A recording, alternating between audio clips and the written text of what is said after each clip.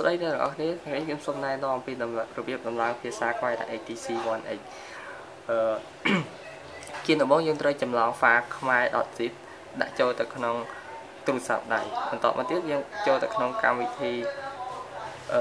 ES Explorer ឬក៏កម្មវិធី Root Explorer ប៉ុន្តែខ្ញុំចូលចិត្តប្រើកម្មវិធី ES Explorer ជាងអូខេគឺយើងចូលទៅយើងពន្លា file ខ្មែរ .zip គឺយើងចុចវាជាប់ហើយយើងយកពាក្យ extract to គឺ folder ខ្មែររួចហើយយើងចុចប៊ូតុង OK នៅពេលចុចប៊ូតុង OK ហើយ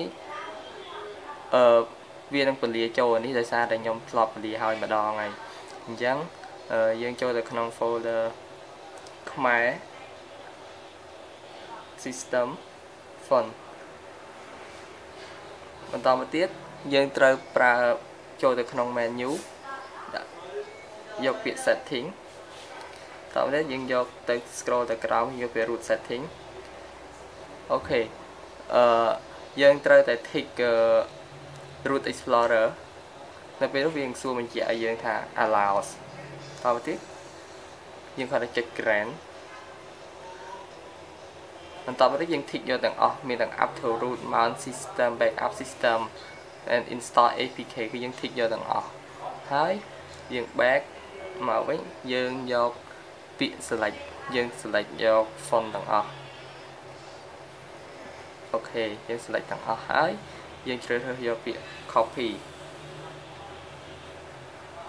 យើងយក copy វាដាក់ចូលទៅក្នុង folder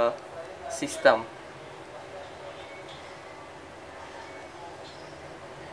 អូខេ system font ច្រឡំអូខេតមកទៀតគឺយើង paste វានៅទីនេះហើយ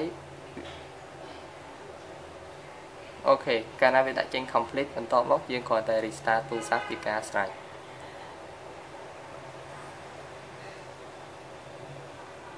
ពេលនោះទូរស័ព្ទលោកអ្នកនឹងមានខ្សែ Unicode ដោយប្រើប្រាស់ Jelly Bean firmware នៅលើ ATC1X